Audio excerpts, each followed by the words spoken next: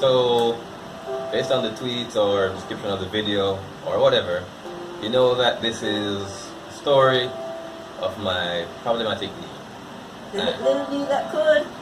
Yeah, and how everything happened, you probably saw like probably a tweet about, you know, a problem with my knee, pictures of me in the hospital maybe, stuff like that. So this is just a full story how it all happened.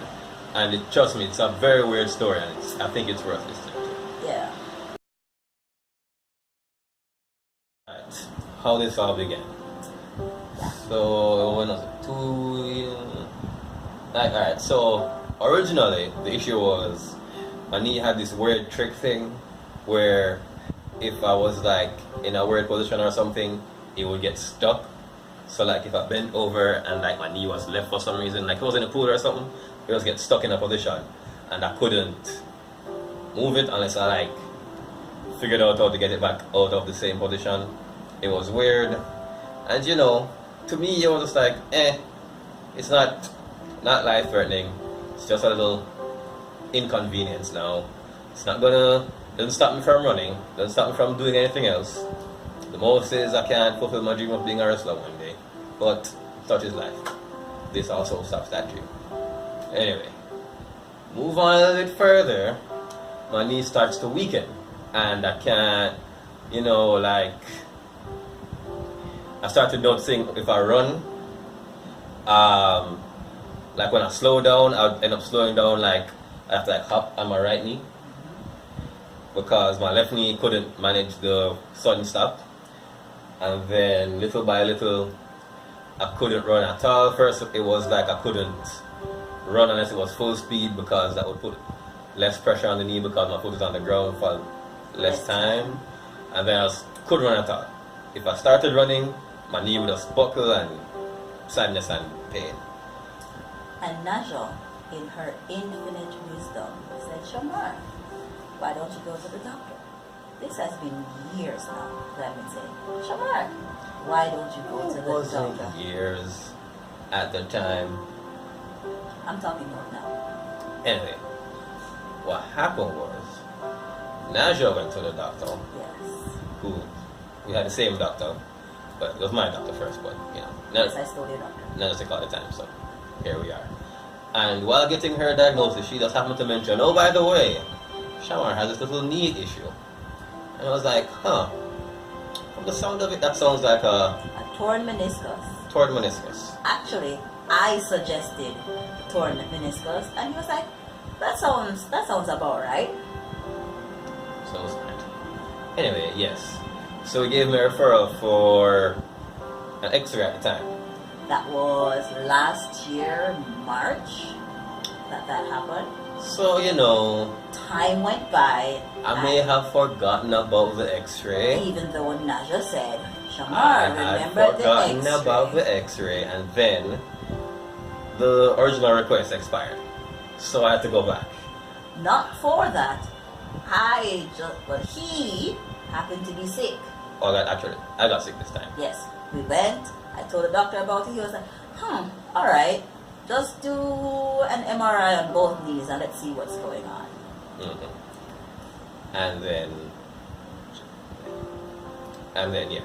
So, wait, actually this was what, January? Yes, but we kind of delayed doing it because I know how insurance works, and I was like, MRIs are really expensive, so I'm adding you to my health insurance in addition to your health insurance so that we don't die from debt. Yeah. And also, it was that carnival time, so all the money was going to carnival. And you know, again, at this time, this is just knee problem. What's the worst? What's the worst? I may have for the surgery or something, but whenever, I'll be fine. Cut 2. Carnival done, so fine. Go do this knee surgery. First of all, thank God for insurance. Thank God for having 2 insurances, because it came up to $81,000 for both MRIs in the first instance. Yeah. Yeah. Cards covered all of it. No money from us. Lovely. So, we're there, doing MRI, long ass process. You sit in this big ass machine, It makes noise. You sit in the room alone. I sing to myself. I was with you, first one. For the first one. Then you abandoned me for technology. I can't have phones in there. And then, you know, they did the first one. They started with the second one, which is the healthy knee. And then they come back and like, we gotta do the first one again with contrast dye. Yeah, which costs more. So they told me like, hey, let us run that card again for the extra amount. And I was like, sure. I saw, but nothing of this. I'm like, they just need to see something. Yeah, because the knee's bad. They might need to see some ligament or something. Yeah. How wrong we were. Yeah, so they did both knees. You know, results, whatever. They said, you know, we'll get results in whatever day. Our friend happened to work there. Yeah. So this was Tuesday, and by Wednesday, our friend says, "Oh, I have the results. I'll bring it over for you guys, but I won't take it out of the car until Shamar gets here because you know, not so fast, and you know." She is. Anyway. And I'll read it. So she's like, "Wait till Shamar comes." So this is about Tuesday evening, about 5-6 o'clock. Shamar comes home. I say, Shamar, read this because I want to know what it says. I want to know if my miraculous diagnosis was actually right. Yes.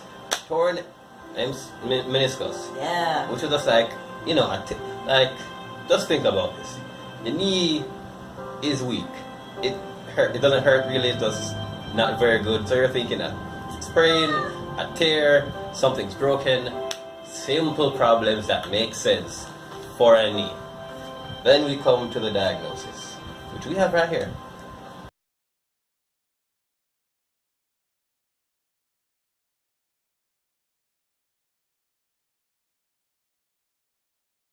Guys. The MRI. This is the MRI. So the good knee, the bad knee.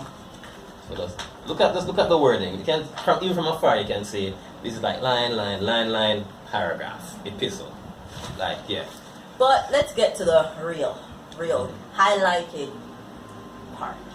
This lesion may represent an aneurysmal bone cyst alone or possibly a giant cell tumor with aneurysmal bone cyst components. Another possibility is a telangiectatic osteosarcoma. Alright. Now, I was sitting here reading this, having no idea what any of this meant. In fact, I was reading the whole thing aloud. Me and Najamar were like joking, having fun, like, what does that mean? Crazy, huh? I guess the doctor will tell us. Our friend, very serious. Stone face. Like, just sitting in the corner, it's like, I'm all like cyst buddies because I also have a cyst. But you know. I was like, I literally said the words, you know, I can't get cancer in my knee, so clearly I'm fine.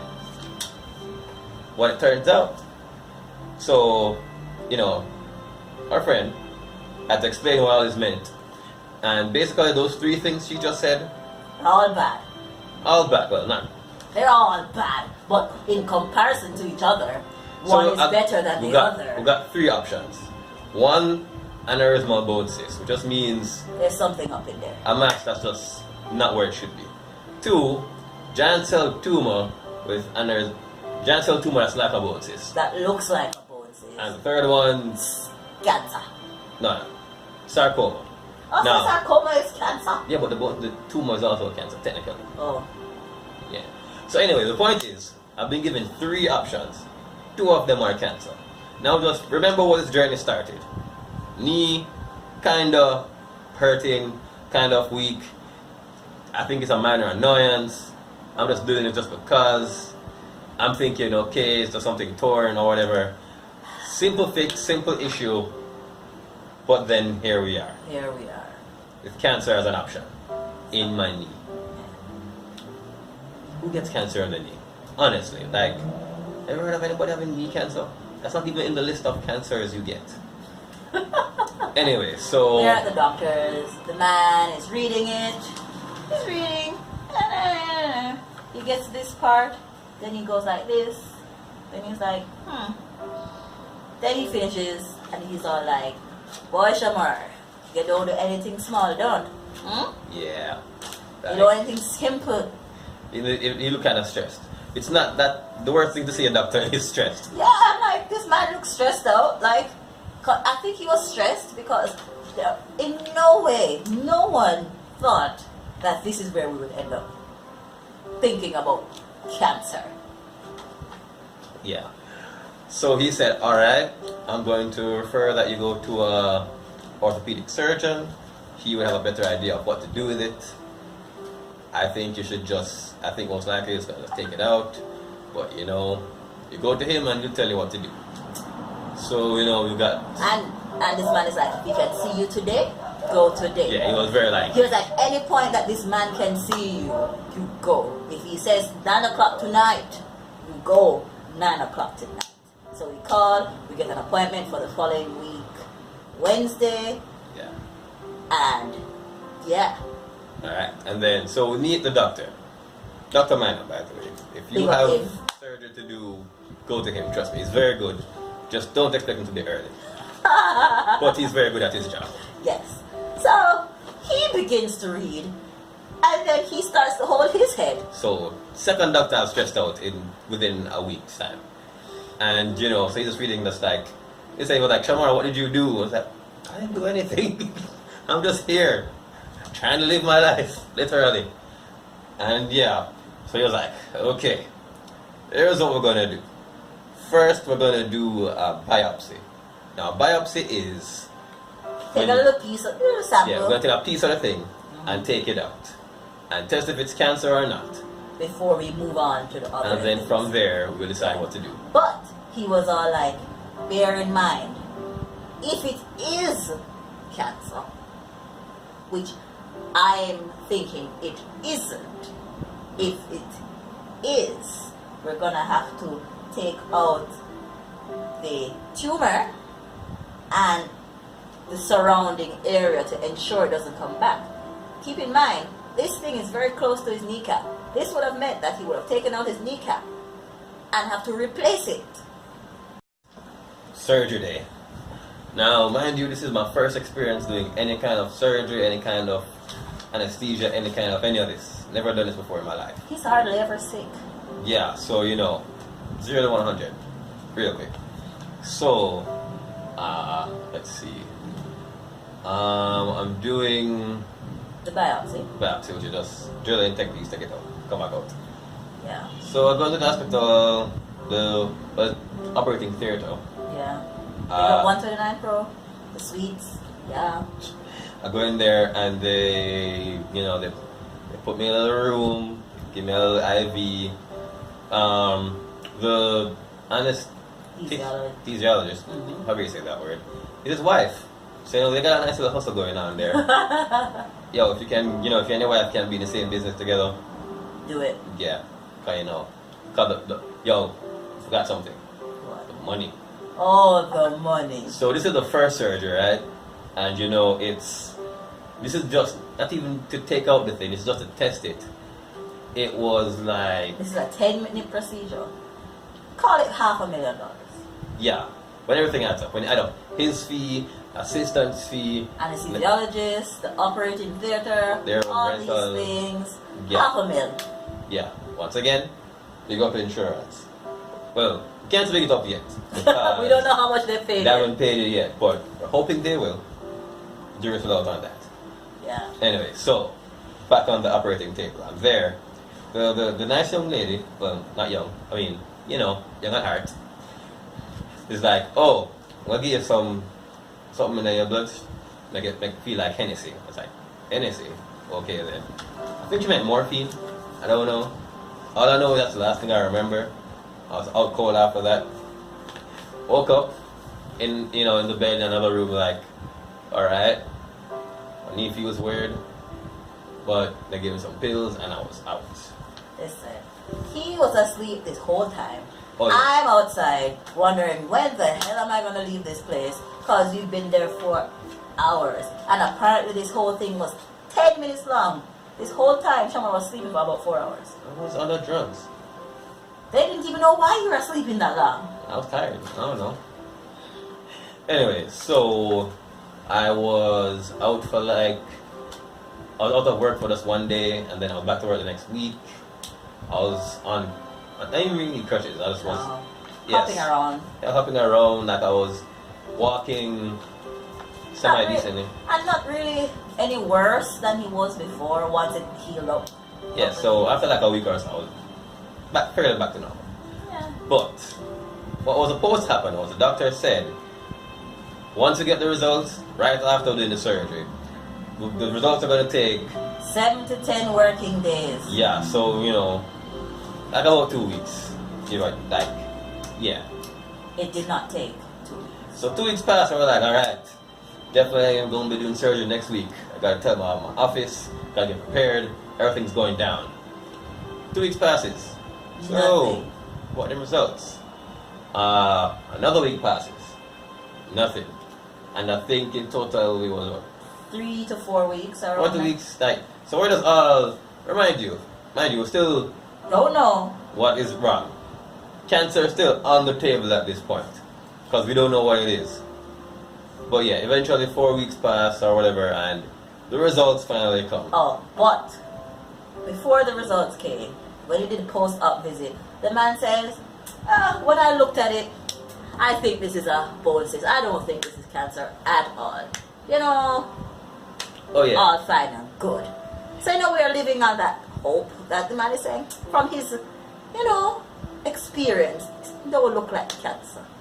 Oh, and so I have weird friends. Some of them already asked. If you want to know, no, I couldn't keep a piece of it. I couldn't take it home. Apparently, when he went into it, it was just mushy, like it's like liquidy or yeah. But apparently, it was just growing in the bone and then liquefying the bone and all sorts of bad stuff. Anyway, so the results, I guess, is next. Doctor? Yeah. No. So yeah, the day has come. Get the results, and not cancer.